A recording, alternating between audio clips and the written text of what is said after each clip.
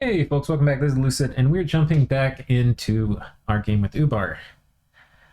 And apparently Ubar is supposed to be vulnerable to salt. And I'm not feeling so much we're vulnerable to salt as we are just a giant salt elemental. Okay, let us get into it. We're trying to make this a little expensive for Vanheim. We tried to seduce him here, and we run into this idiot, who unfortunately has a bodyguard. We poop out a fire elemental, and it looks like it's going to kill him. But he blesses him just at the last second, and he gets that fire resistance. And we make an air elemental, and he murders that. And then a fire elemental, and he still murders that. And we got him down to 2 HP, and he's not running. And we can't kill him. And then we die. We run. So that sucks. A simple Vanhurst with 1 bodyguard. People saying Shaitan are completely overpowered. This doesn't look completely overpowered to me. Now, if I was able to make full-size fire elementals, it would be a little different. But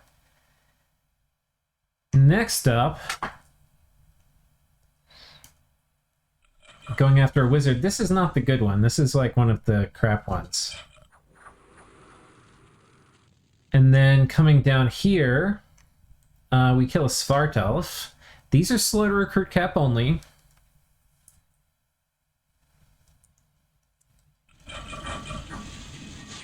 Yoink.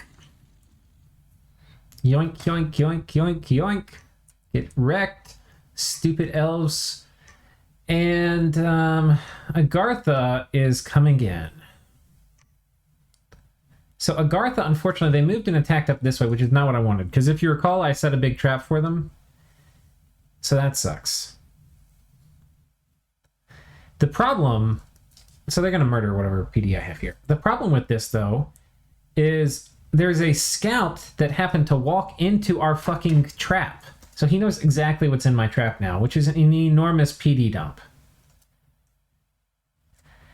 Now, the weird thing about this was like the wrong move for Agartha to make. Like, this was totally the wrong move.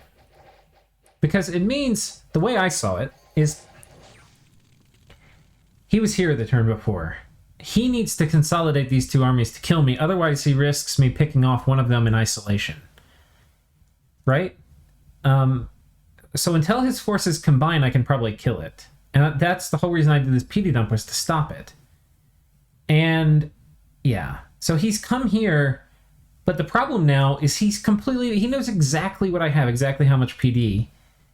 So... he's now probably going to send both of these armies here, right? Because he knows this trap was made to kill this, so he's not going to send this alone. And the problem is, with twice the size, not only will I not kill the army, but it's going to inflict, like, hardly any damage. And now all my fucking mages are here, too. Lasai. And yeah, here's his main army coming through. We can take a look at his god. So he's got this guy, Earth-Made Flesh, Cold Resistance, Fire Shock Resistance, and Magic Weapons. And he's got a shit ton of these alms. He's got some Magma Children. Some of these guys. So that's annoying. This is how I think. Agartha has just basically... he's been watching, probably goading everybody on to attack me, just sitting here in the corner, you know, quietly masturbating. And he's like, the moment is right. I will come. I will be the third wheel and come and finish off Lucid while everybody else been... I've been sitting here like doing desperate defense. And he's been sitting up there just building up, getting his research, getting all these summons and a million sacreds. And we're like, oh, I'm going to come kill him. I sent him last turn a slightly angry Discord message saying I'm going to mess him up as much as I messed Roos up, and as much as I'm messing Helheim up. It'll be the new focus of my wrath. So yeah, the salt intensifies. We have some weird decisions to make this turn. If you think about it, there's a lot of things I have to be cautious of. If this army gets on top of my capital, I'll probably lose. There's some problems here. It'll be very, very hard to assassinate this god. And this god has a shit ton of leadership. And so he's leading basically the entire army. So this is like an unassassinable army. And yeah. The other problem is I'm too weak. I can't let him just run around while I sit in my capital. So I can't like just, oh, I'm going to defend my capital, right? And sit here and defend and let him running around. I have to kill these armies. I think this is... So, right, we're in a 3... I'm fighting Rus, though I'm about to get help on that front finally, like 10 turns later. I'm fighting Helheim, and...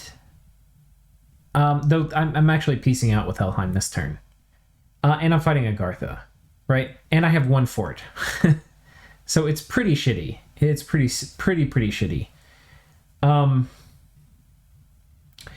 What my plan is, and what it has to be, is I have to get armies off the board. So while I'm in a defensive engagement, I was rereading one of my favorite Civil War books. It's by Bruce Catton. If any of you are interested in the American Civil War, it's an excellent series. It's a 3-book series, and it goes through the whole thing about the Civil War. But anyway, it talks a lot about Robert E. Lee, and he was pretty phenomenal general. One of his defining traits, he was in a similar situation to what we're in here, where he was on the defensive, right? The Union was, attacking south. They were trying to get to Richmond, and he had to defend Richmond. So he was very clearly on the defensive, and he was also in a very inferior position in terms of troops and armament, etc. But he also was very aggressive. He was an extremely aggressive general, not in terms of like demeanor or temperament, in terms of like the plays he would make.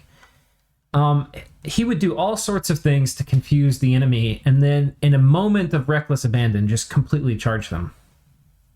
There were all sorts of wild things he did, where he would move his army completely out of position from defending the capital of the Confederacy, Richmond, on a wild chance to strike a lethal blow. And a lot of times it would work. It didn't always. But doing that, he completely outplayed the opponent, the Union Army many times, and was able to take astonishing victories, even though he was way overmatched. And when you're overmatched in like a gunfight, when you have twice as many bullets coming at you, it's really hard to trade favorably. So how he was able to pull it off, really interesting. So all that to say, a lot of the mistakes that like newer players make is when they're in a defensive position, they go into a defensive mindset where they're like, I'm going to sit in my capital, or I'm going to have one army moving around, or I'm only going to defend one province at a time, right? Or they go into like this very static mode. Like I think maybe that's the main distinction, is it's not, defense doesn't have to be static. Defense can still be dynamic. The second you lock yourself into static defensive thinking, you're in real trouble. So we have a few things we have to do. The goal isn't to just survive one more turn. I mean, it is a little bit. The goal is also to keep our position, to make it so our position doesn't look like this big freaking nosedive, right? Where, okay, I could just sit here and defend my capital, but if I lose everything else aside from my capital, there's no point having my capital, if you feel me, okay? But if we lose all our armies, that's also not okay. And so the checkmate is when the only thing I can do is defend my capital. If he ever gets me in that position, then I'm fucked. So I'm going to fight to not get into that position.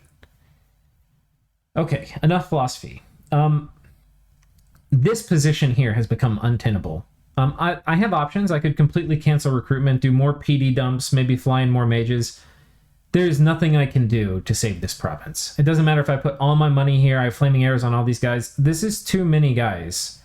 If I could bring these archers here, if these guys could make it here, then we would be fine, but they can't.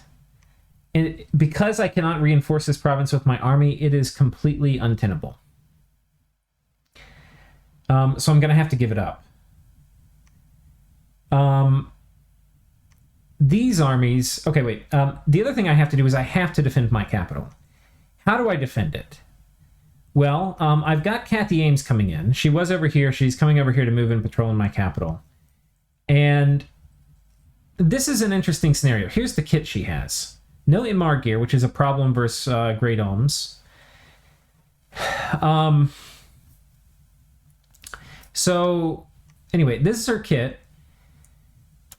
The problem, though, is the Great Olms are going to target her. Her MR is low enough and her HP is high enough that they're going to just consistently 100% of the time target her. She's going to be knocked out the whole fight. And the thing that sucks is that what typically happens when I've tested this is she gets knocked out, and Agartha's god, who I don't think I've shown you the gear on, or maybe I have, he's got a stinger, which is going to go through a protection. Boots of giant strength. He hits like a goddamn freight train. He's got burning pearl, so he's pretty accurate. And then he's got the sun armor, which I guess he got from we have balanced arena on, which is like a toned down version of better arena. It doesn't give you crazy artifacts. It gives you like mediocre artifacts like this. Anyway, it's a cool item. But yeah, he's going to come up, and I don't think he has quickness scripted, which he really should if this guy's job is to kill my god. And the chassis has built-in reinvigoration too. So once he does earth power, he's got just a shit ton of reinvigoration. I don't even think we're going to get to see it though. No. So what ends up happening is his god is going to run forward, kill a bunch of my shit. My god's passed out from the Olms. And then when all of my shit's dead, his god's going to walk up and poke my god to death. Not great. Olm's pretty good at dealing with Titan SCs. But there is a side benefit of all of this. And the side benefit is that if they're all focusing on my god, they can't be focusing on my PD. And if he comes in without them, I'm going to have my god available. So he can't just send his god alone. If he comes in with the army, then all his ohms are going to be targeting my god, and that means all of my PD... This took me a long time to figure out, by the way, that this was kind of like how it would play out, because I was like, fuck, my god's going to get killed, and I didn't want to bring a lot of troops, because I was figuring his army would just kill all my troops, and then my god would HP route, and I didn't want that. So what I've ended up figuring out, though, is that because they target my god, it's actually a good thing. It means they're not going to be targeting any of my PD and my archers. So these guys with flaming arrows are going to just dish out a ton of pain and suffering. And you can see we're casting it. Don't ignore the fact that it's red. The game is lying to you. You can cast it. So we're defending this with a pretty mediocre force. I've got a little bit of it. I didn't PD dump. It's still my base cap PD.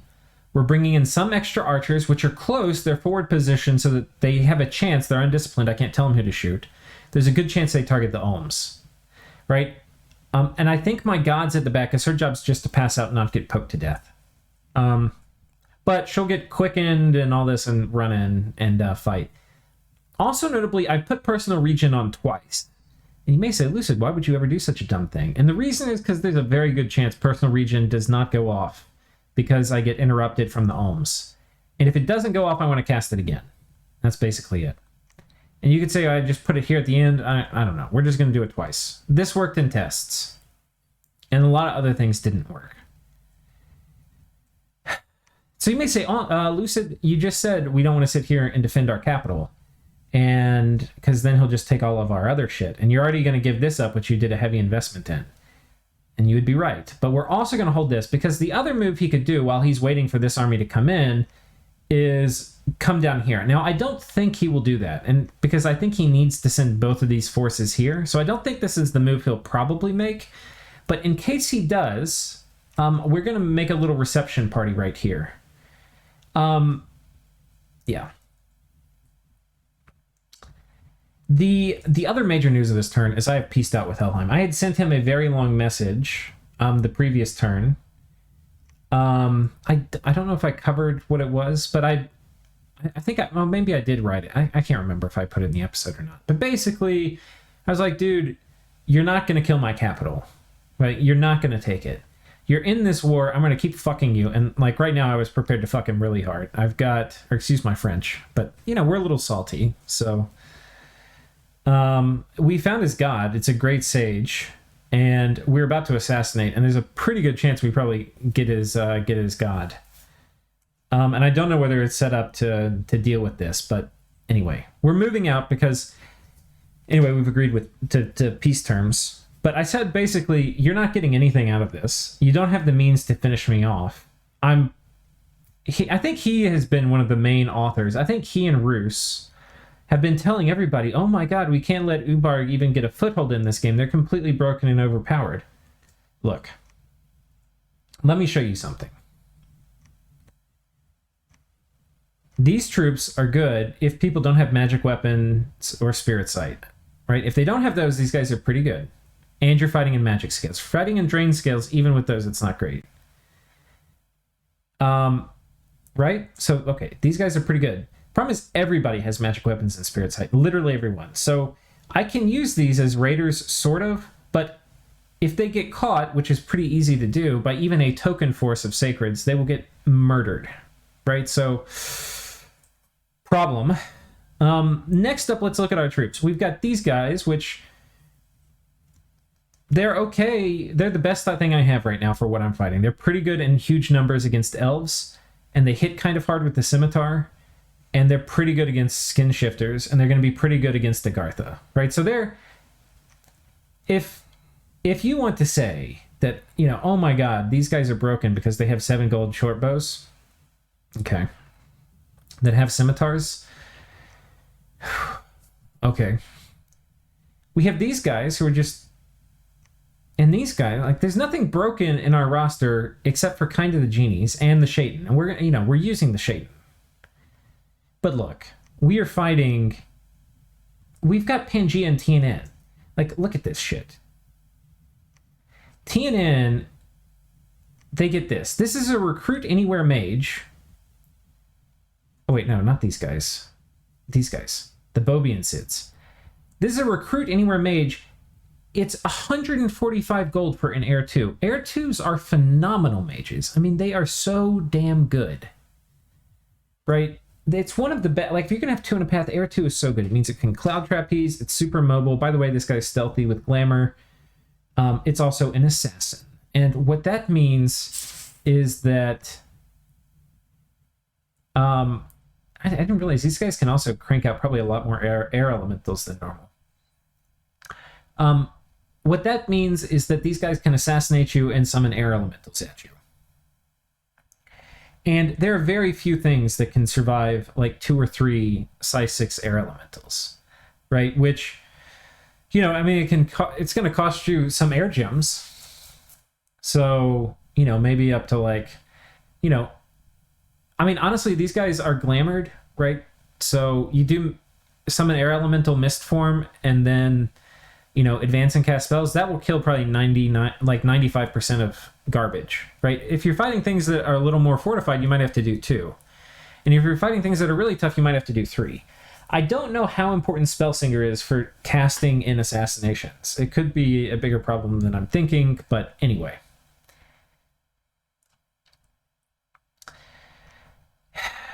And these are recruit anywhere. These are going to be filling up the entire freaking map. And these guys have just been sitting over here, you know, quietly picking away. They probably got, or I think actually this is Agartha's throne. They've got all this little shit over here.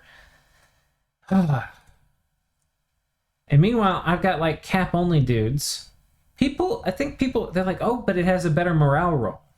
Like, if you fail a morale roll, then I get to get you. Like, you can put a 5-gem item on important commanders, and then it's going to be just like a Dryad Seduction, where it basically turns into a normal assassination. Are these guys good assassins? Yeah, but you know what else they are?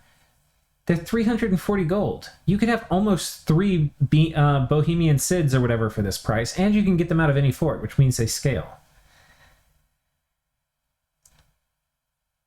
So, you know, these guys are good. They're an extremely important part of the nation. And I think it is worth, like, people being, like, a little weird about it. But, like, guys, like, we're playing with TNN and Pangea. Like, I am not the assassination threat. I am an assassination threat. I don't think they're flying. They can't be flying. No, they're not. Okay. At least there's some sanity in the world. So I've got some really good assassins, all right? But they're not... The thing, this is what I said in the argument to him, is that, look, you're coming after me to get my capital. You're not going to get my capital. I'm not going to give up my capital. And I don't think you have the means to take it. And so you're going after the one guy who does not have scaling assassin production, has very limited assassin production, and you're not going to get the assassin production, the keys to that fort. Meanwhile, everybody with scaling assassin production is just quietly sitting here making 1 million of them.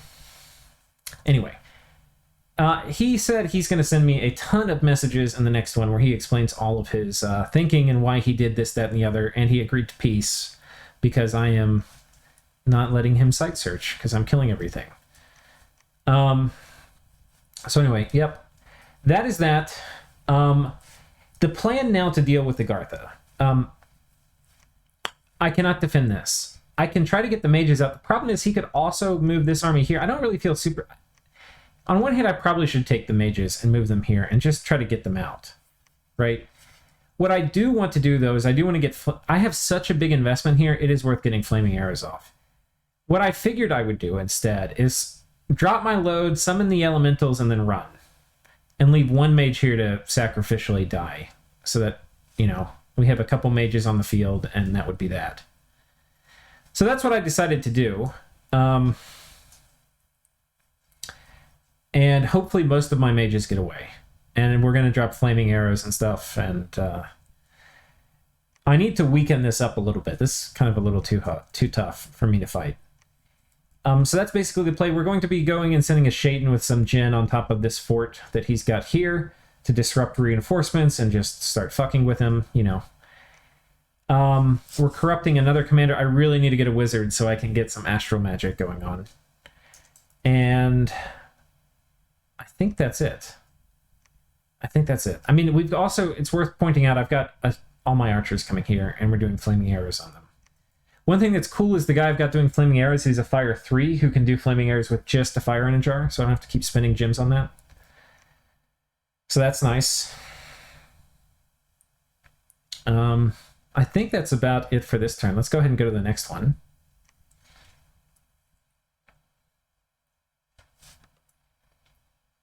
And by the way, I went over some of this quickly, like, oh, I'm putting this many archers here. Look, this game is on such a knife edge to survive a 3v1 like this. Like, if I have one more mistake, like, I'm out of the game. And so I tested the cap defense, I tested the archer defense, and I also had to test, like, if I did PD dumps, if that horse tribe place was defendable, and it's not. So the turns, it's not often that a turn 25 turn takes like 4 hours or something, but I've been spending a lot of time because I'm trying to stay in this game. I want to show you guys how to play, you know, like an Ubar playthrough. Right now it's just being a shit show. I'm about to get knocked out. I had paid Kailasa for some items, and these are going to go on my god. Ring of Regen and Amulet of Anti-Magic. And indeed, we have a message from Helheim. So we'll get into that.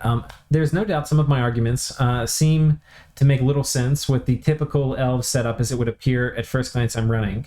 So we might have a little conversation here. I'll end up revealing information that may be of use to you against me, or diploing people against me, or just make you raise an eyebrow at how inefficient that is for me or whatever. I think without me putting some light on my situation and setup, it would make little to no sense for you, which, well, is pretty normal, as we all get an incomplete view and understanding of each other's national power levels and in-game power level and situation relative to our own experience, scouts, information, maybe diplomacy.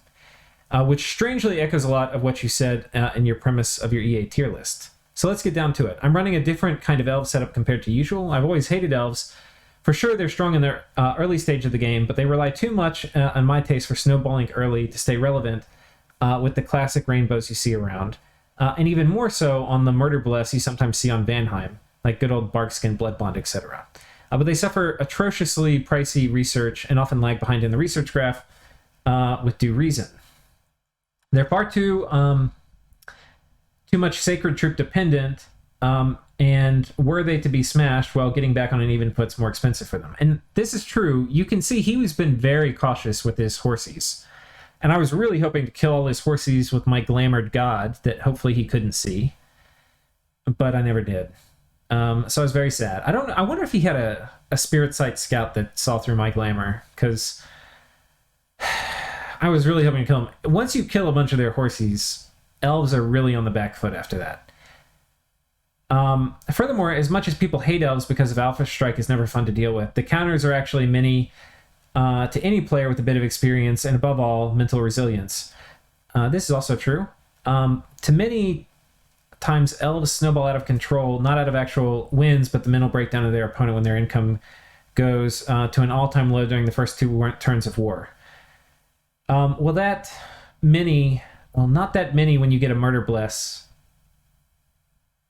So my plan is revolving around playing Mage Heavy with little core troops for specific fights, and simply throwaway chaff, either summoned undeads with the amazing death income on Helheim, or simple Surf Warriors or Militia, while I abuse the crosspath of Air Death. Of course, adaptation matters a lot to what I'll face, but you get the idea. Most just goes into Mage Paths, not the Sacreds. So I start with an Awake Researcher with a paltry 76 a turn, if I remember right. Rush Construction 4, while the early Dwarf Sites search for Earth and Death income turned into Hammer and Skull Mentors, as I mentioned, Crazy Death income, which means I'm fairly confident that I'll be in the lead for research for most of the game, which also means I'm confident I'll bring far more superior magic to fights against my neighbors and among them. I wonder how Alm intends to fight me if I were to say Darkness, Will of Fates, I think. This guy's French too, so it's possible he's playing on a French version of the game. I don't know if that exists, but maybe an improper translation. Iron Warriors, Legions of Steel, Strength of Giants, Hell Herdings against his sort of stuff. Fairly similar with Pan. Airborne might be trickier, as I have to rely on Wailing Winds and sacrificing Hordes of Chaff with Winds of Death. Anywho, you get the idea. Which means I'm not using all the elves in a typical manner, bringing strong magic very early in the game and not at all relying on the typical forte of my nation, aka Hell Herdings, to carry me early on. I'm recruiting for a turn were I to actually have full recruitment of them. I'm fine leaking this, even if you use this against me, for I'm at the point where I'll soon stop producing Skull Mentors and start producing, as most of my key research are needed or will be researched soon, and then I can rumble. That's important to understand my key decision so far in fighting you. Another point of big importance is the following. I'll be using my BS justification to nibble at you, but the point was just vulturing what I can was supposed to be a free land grab as you were in a war against Rus and Agartha. And lastly, due to how everybody expanded, I was constrained to turn 8. Going to war with Carolyn barely made me as big as other players in the middle of the pack. I'm not actually sure if that's true. He seems pretty big to me. Maybe not. I guess Pangea is kind of big. I don't know if we're going to read all this. He goes on to say that assassinations are annoying, that Shaitans are good because of, the morale check, that the other assassins can be countered, like Swarm can be countered, and I'm like, dude, the other thing is Swarm, that's not all Dryads do, my friend. This is a Dryad. Right, you see this, the nature path gives you Swarm. The water path can be Frozen Heart, right? So you better have really good frost resistance. They can also be carrying bottles of water. They can be carrying acorns. You can give them a bottle of water and a water lens, and then they can be doing summon a little water elemental and then do Frozen Heart. And good luck surviving that. Dryads are nasty, man. But anyway. So he was saying, the other assassins are dealable, but my assassins aren't. I don't really think that's true. And yeah, TNN would be more trouble with air elementals because they're in a whole different league. Agartha is scary to elves, but he has S access and hammers and amulets of anti-magic. Yeah, okay. So the other point I made to him when I sent him a message was that if he does successfully eat me, if that is his intent, then he's basically going to fight a war with Pangea, and Pangea is going to come attack him before he can finish me off. So then he'll be fighting both of us, which probably is in his resistance, or in his interest. So, yeah, that's the problem we have to deal with, boys. I have no idea what we're going to do. We've got we have layers of problems here. And we're going to have to go, we're going to dissect the layers of problem in my current turn, but I'm going to get you up. My current turn's the one after this. We're going to catch up. Because we are fucked 5 ways till Sunday, as I was telling you. We're going on our assault mission, but we've already pieced out. Here's the thing. The only person that I actually really want to teach a lesson is Rus, because they do this literally every game where they all in me, and it fails, and they kind of ruin both of our games. And then they ask for peace. And I'm like, I'm kind of not cool with that anymore. So anyway, Roos needs to die. Agartha, I'm peeved with, but it's actually kind of a smart move. Because he's coming with a major force, like a force that can cap me. And I am very distracted. And this is pretty well set up to deal with most of my bullshit.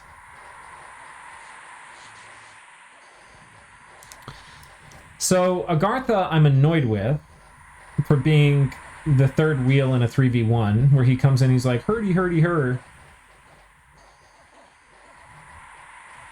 But I don't necessarily feel the need to teach him a lesson.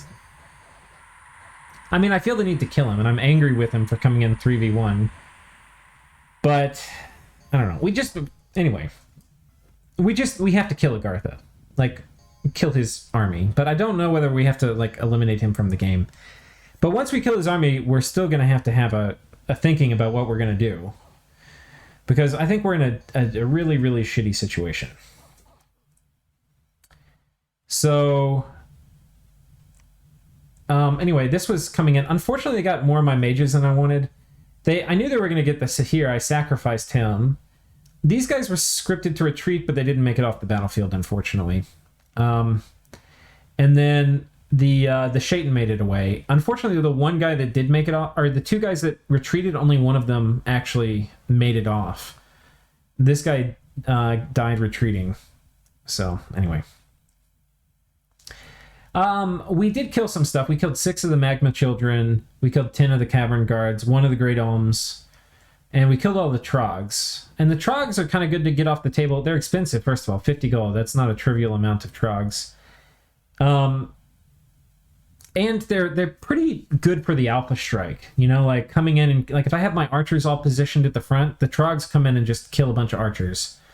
So getting these guys dead is nice, because we're going to have to fight the remnant of the army. So, you know, what do I think about this? I think I probably should have tried to get my mages out, but it was probably good to keep my Shaitan there. But losing this many mages is probably not worth it.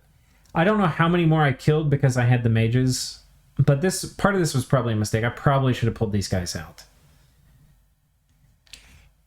But we did soften these guys up in a pretty critical way. Like, getting the Trogs out, getting the Magma Children out is good, and then just reducing the numbers a bit was good. And then Roos attacks me. Roos is being an idiot, too. I mean, look, I understand, because he wanted to peace out, and he's like, hey, I did the same thing I did every time. You want to make peace? And I was like, nope, not at all. So anyway, I guess he's going to raid me, because, you know, it's what he does. But now we have decisions to make. And I kind of want to show you the turn from scratch, because you can see what I'm doing. But there's... we have to kill... This is like the kind of army that can now cap us. It's 80 Great Alms. That's a terrifyingly large number. By the time these guys spin their ammo, like, almost, you know, it's going to be... What is it? 10 times... I mean, yeah, it's going to be 800 Mind Blasts. I mean, can you imagine... Like, do you know what that does to somebody trying to fight them? 800 Mind Blasts is a lot. So, how are we going to deal with all of this? It's rough. It's rough. The problem is if I go... This is the likely move, right? He could come here, but the problem if he comes here is it's going to be a slow walk to his capital. And I'm also messing with him. He probably wants to, like, get up in here and get in to try to kill me or threaten me or whatever. The problem if I attack him here is he can PD dump, and if he PD dumps, then these guys behind the PD dump are going to wreck me, right? If he comes here, it's not a likely move. I could fight him here, but only if I PD dump. So if I PD dump here and move here, I could potentially kill him. But then I'm wasting even more money on PD dumps, and I'm so goddamn tired of wasting money on PD dumps. So you can see what I'm doing. I have decided to have an all-in battle here. We're sending damn near everything. I still have some guys researching, okay? But, like, we're sending basically everything. And we are doing a Jedi move, and the Jedi move is going to be exploiting the fact that we now have, I think last turn we got Enchantment 4, maybe a turn before. And we have kitted up this Jinsa here because he's the only Earth random air mage I've got that's in a lab. And he's going to be cloud trapezing with a few Earth gems in his pocket, a copper plate, a stone bird, bracers of protection, and a big fucking dream. And he's going to be cloud trapezing in right here. Now, why are we doing that? Because right now there's nothing to protect the PD from a thug. Right? There's no ohms here. There's nothing here. Right? Nothing's protecting it. So we're going to cloud trapeze him in. He's going to kill the PD. And then my army gets to fight his army without him having any PD support. And I have run tests and I have enough archers. We're going to fucking murder him. My god's going to murder. We're going to kill everything here. And he doesn't know it. He's really confident. And I've just had to wait. So far, he's dodged a lot of my traps. He dodged this trap and has completely outplayed me here. I just wasted a shit ton of money on that PD. I've now lost some mages to it too. But we are about to stick it to him right here. This is a pretty predictable move. It's not super predictable, but it's pretty predictable. Here we're going to be corrupting a dude. I've snuck this guy out because he's run out of gems. And I didn't really feel safe corrupting it. And we just got a commander, which sucks. But yeah, that's basically how this is going to go.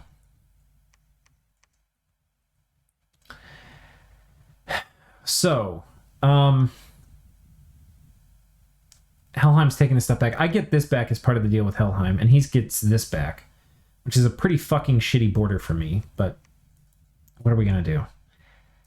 It is worth it to get out of a 2v1. Because basically it's returning to pre-war borders, which I had shitty pre-war borders.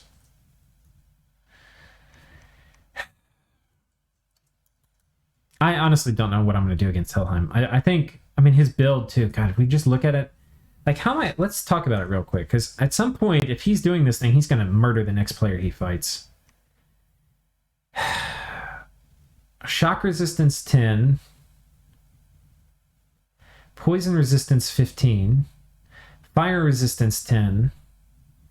Defense skill 3. I can't do any of the battlefield wipes against the sacreds. Is I think what it is. The only thing I think might work is bone grinding. Which means I've actually spent a fair amount of time thinking about this. Well, a little bit. Not a fair amount. A tiny bit of time thinking about it. Because right now I'm so desperate. But I'm thinking, too, also what the next steps are. Because with all the builds, everybody took all my plans, like my strategy for the evocation rush, which was like literally what I named this build. I don't know if you'll see it here. Yeah. And basically, Evo Bless combo, right? Like, that was what I was naming this build. Evo Rush. Every time you see her, it's all planned on rushing Evocation. But what the fuck am I going to do with Evocation with everybody having resistances and elves? Maybe I didn't pick the right build for the particular types of nations involved in this game. It's kind of what I'm thinking.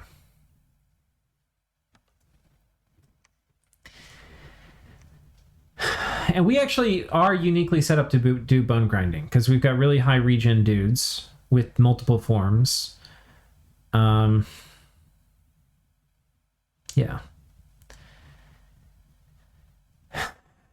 And it doesn't give a shit about wailing winds and stuff. I kind of need to study the stats of these guys, because these would be the guys that I'm having in my army when I'm doing bone grinding. Claw. Poison resistance, flame resistance.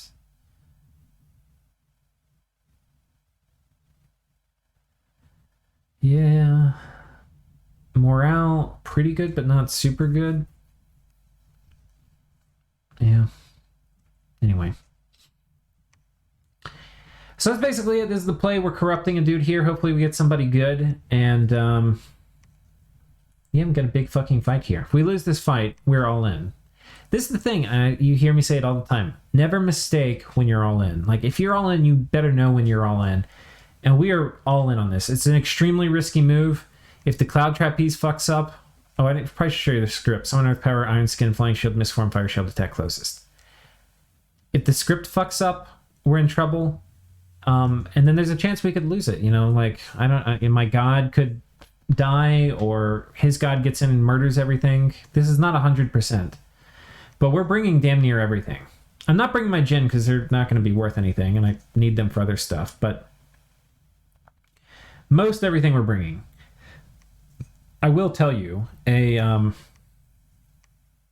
slight kind of interesting thing that I did here was I positioned this guy so that when normally you don't forward position thugs when they're cloud trapezing in, but we did this time.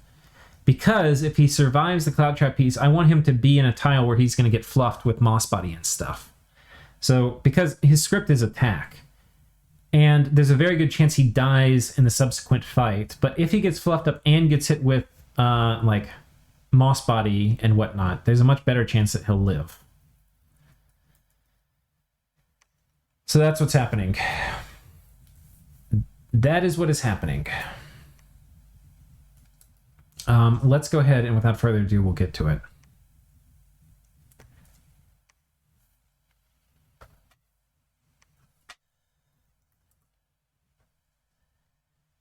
Oh, Pangea gave us a handful of acorns. We have a message from Pangea.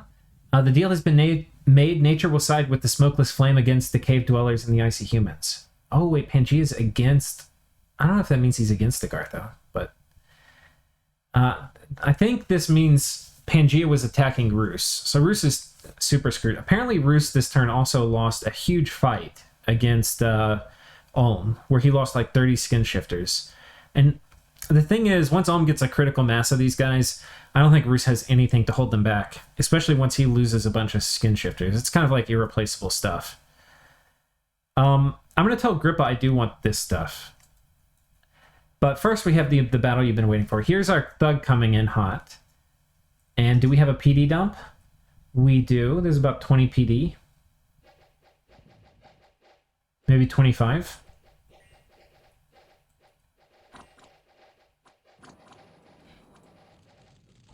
There goes Fire Shield.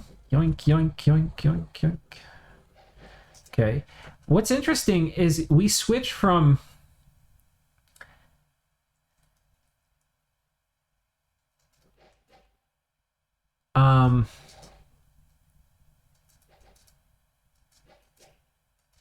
I think we still have Glamour going right now. But I think while we're unseen, our Glamour thing doesn't show, but once unseen pops, I think that's when the Glamour effect kicks in. I actually would be interested to know. I don't know how that works. But I think have we taken a hit? Yeah, we took one hit. I actually don't know how that works. I'd be interested to find out. So we've killed the PD, success. And that means there's probably a battle happening, and here it is. The mighty forces of Ubar against the shameful gangbanging forces of Agartha. Now he's bringing way more gold to the fight than me. I have more dudes, but his dudes are way more expensive. And we both have our gods. This is kind of cool. I feel like this is what people expect Dominions to be. Like, two armies, you know, of mixed composition with both of their gods in the fight. You know, this is like what people expect when they play Dominions. And it's like what's on the cover.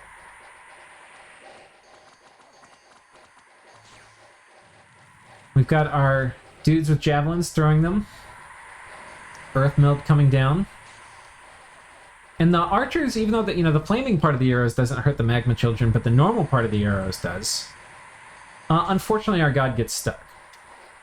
These guys are undisciplined, so it's very hard to get stuck behind the undisciplined guys. But apparently here that, didn't work out well. This didn't have... I tested this a bajillion times. This has yet to have happened in my test game. Unfortunately, this guy has gotten his ass frozen. And this god is walking dangerously close to my Sahir, but... And unfortunately, my god can't get out. If my god could get out, then this guy would probably be safe, because my god would come through and murder everything. And yeah, they're just all targeting him, which is kind of odd.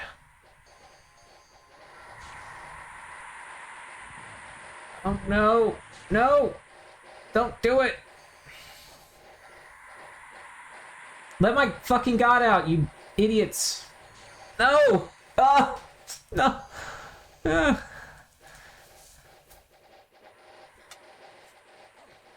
All right, his front line is broken. Now it's just his god. The Ulm are out of ammunition, so they're going to be charging in now.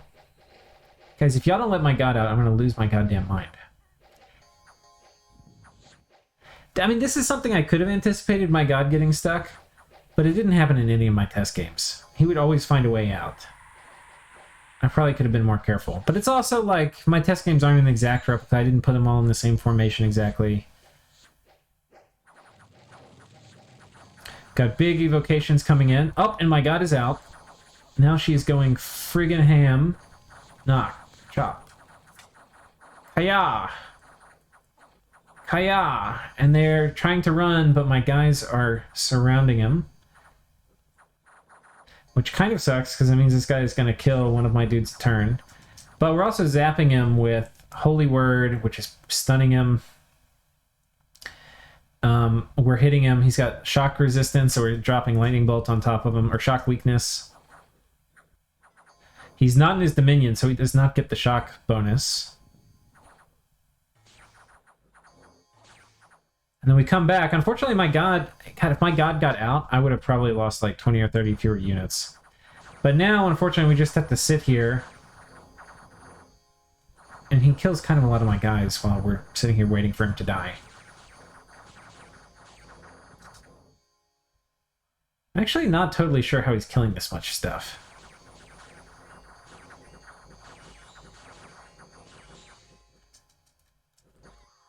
Anyway, there he goes. Look at all this. 50 gold a pop. Feels good. That's like 4,000 gold of dead alms. 400, or yeah, and then these guys are, it's another 400 bucks. And then this guy, and then his god. And of course, because we finally get a bone thrown our way, we pick up the Stonebird and the Copper Plate, which were mine. We found a Braces of Protection, also mine. And we found the Armor of the Sun and a Burning Pearl. So we didn't get all the gear from his god, but we got a fair amount of it. And I think we got all the gear of ours. But we lost our Jinsa here. We lost 1 cotton. We lost 100 troops, which seems really bad, but this is only really 700 gold of stuff. And then we lost 23 of these guys, which is, 200 gold of stuff. So we lost like 900 plus this guy. So 1,000 gold of stuff. But he lost his god plus like 5,000 gold of stuff. So he lost 5 times as much as we did. Get fucked. Stop rushing me, you idiots. You're ruining your game and you've ruined mine. I'm so angry. Okay, so what has happened now? Of course I posted taunting memes and made fun of Ballin, who's playing Agartha. I think it was funny because the last thing I had messaged Ballin was saying, I'm gonna mess you. We're speaking French here, so I'm gonna fuck you the same way I fucked Roos and Helheim, and he never replied to it. And so after this happened, I just sent him so it's like that was the last thing in our conversation log, and I just sent him a screenshot of what I just said to him. Called it. You have been properly fucked. And the good thing is I'm set up to completely ruin. I can kill all these retreating forces, cloud trapezing in here, moving. Here's my plan. I actually have to redo my turn because we pieced out. But I was going to move my god in here, which was going to kill whatever he had. I was going to cloud trapeze here, which would catch his retreating forces. I was also considering cloud trapezing on top of this. There's a Oracle of the Dead, which could be a problem. I don't know what's all going on there, but yeah, I probably can't do it. There's probably too many Grey Golems. But if I had a Shaitan, I was going to do it. But I don't have a Shaitan. So I'd probably have to let that go. But I can bring a ton of people. I mean, I can get like 200 people on top of this fort. And then if he loses another squad, it's a good game. But if I took this, I'd potentially also get this throne. He asked me if I wanted to make peace. I said, no, I don't want to make peace. He's like, but it's going to be really hard for you to conquer me. I was like, that's probably true. And he's like, well, why would you do it if it's hard? It's like, Ballin, like, you have completely you've been successful in ruining my game. Like, in terms of, you've messed up my early game. The only thing I have left is my salt. I'm not going to let you take that from me, too. Um,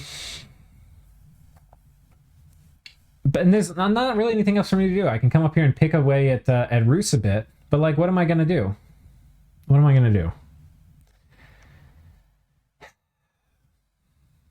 Anyway, I'm not totally sure, but what I do know is, we're gonna try to. Let me tell you why I pieced out. Because on one hand, I would like to just throw myself at Ballin. I don't feel like I have to teach Ballin a lesson about like attacking me. Like Roos had to be taught a lesson. There's a meta game, like a between game thing here that has to be settled. He has to stop doing this every single game. From Ballin's side, it was a pretty good opportunity for him. You know, like that's kind of true. I don't think he was ready to kill me, but I could see why he thought he was ready to kill me. And we certainly just proved right there he couldn't. And I think honestly there's bigger threats in the game than Agartha right now. I'm actually legitimately terrified of Helheim. I think the Helheim train has left the station in a way. But we'll see. But I told Ballin, like, there's, like, what am I going to do? You want me to 1v1, like, I peace out with you, I 1v1 Helheim and get crushed? Like, no, I can defend against Helheim, but I can't win. I'm not going to go on some aggressive war and attack Helheim. He's got forts and troops and mages and research. I've got shit all, right? So that's not an option. You know, Roos is already dead. I'll be lucky to vulture a tiny bit off of him. Pangea has been my only goddamn friend for this whole thing. I'm not going to backstab him. I didn't tell him that, but, like, that's true. So, like, what am I going to do? Fine question. Very fine question. I said, like, look, I think I actually... And this is what I do think. I do think I have a chance at killing him and taking both of these forts. Because I can make a lot of chaff pretty quickly. And with Flaming Arrows, he's not going to have... His Bless is also down. So the Flaming Arrow is going to murder the Olms now. Because his god is dead. And he had Fire Shock Resistance, which is Incarnate. So I think we have a decent shot at conquering him. But if you look at it, it's going to give me this long border with TNN, which I don't want.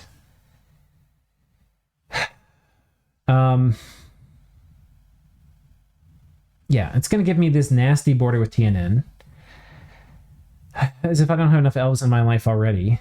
It's going to be expensive. I'm going to be using chaff. It's not like I've got this like clean matchup where I'm just going to blast through them. It's going to be pricey. I'm going to have to be pouring everything I have into more troops to finish killing him. Which I think I could do, and that was my plan. But after I was talking with him, and I was salty as hell, and that was going to be my mission, just killing Agartha. But after talking with him, he said, well, I can give you all your land back, which was obviously going to be part of the deal. And I was like, that's not good enough. Because there's not, like, the only shot I have at staying in the game or being relevant is doing something. Right now, you're the only person that it makes sense to go after.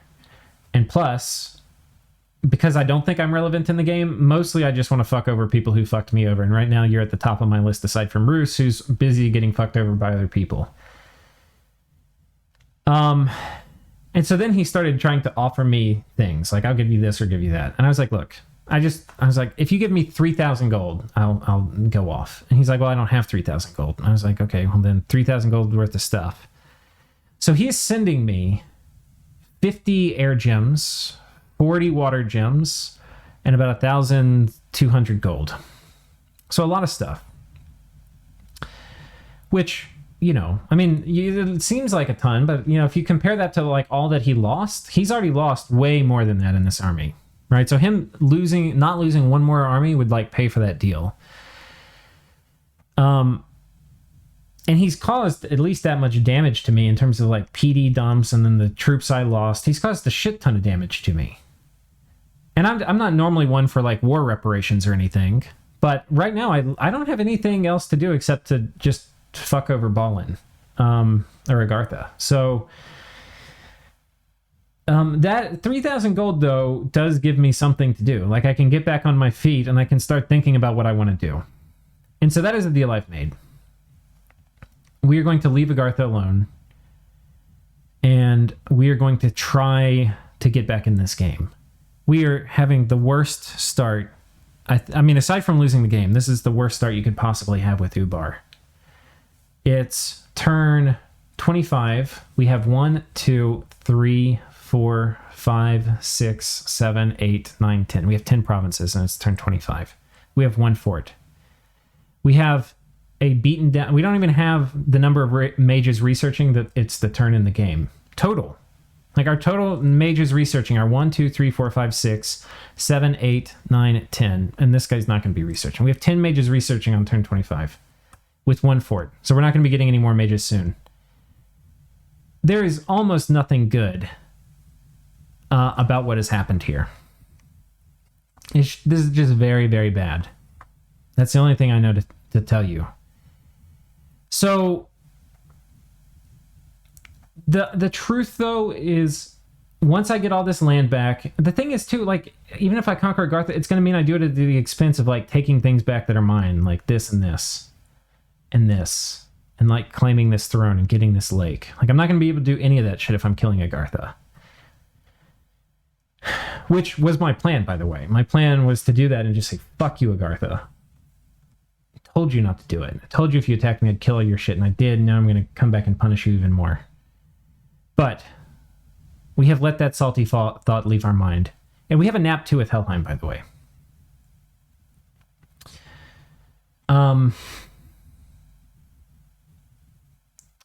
So, yeah.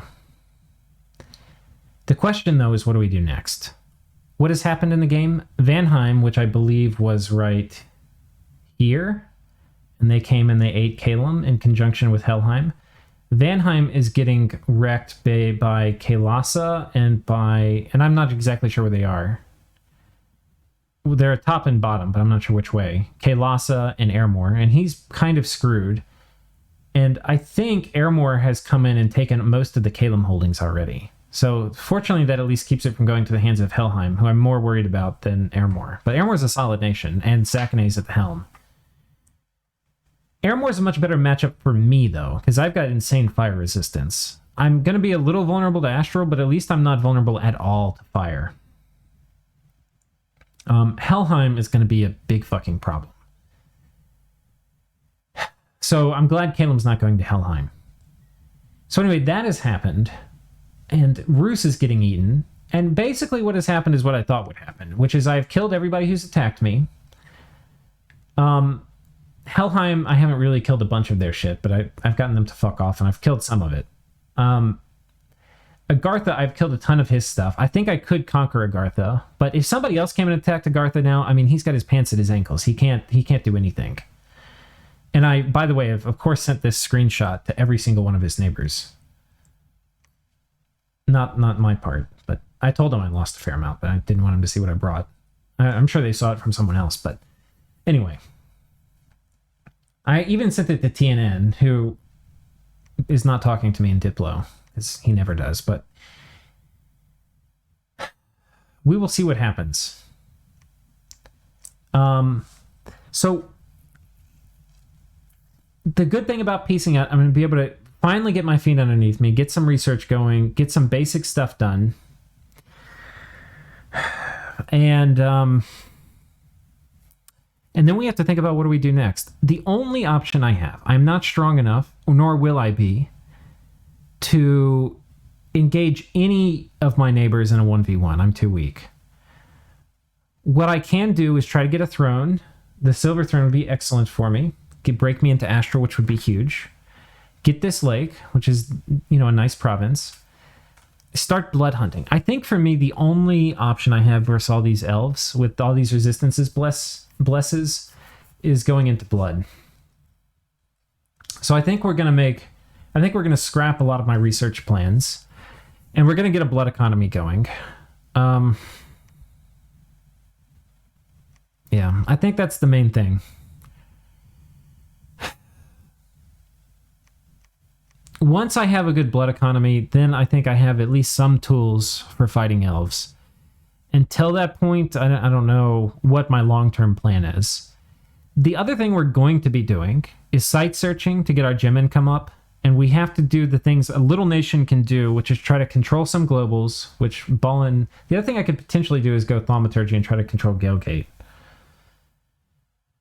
But I have to do things a little nation can do, like try to control global site search, carve out my little territory, and then I have to be just extremely vigilant of what's going on, and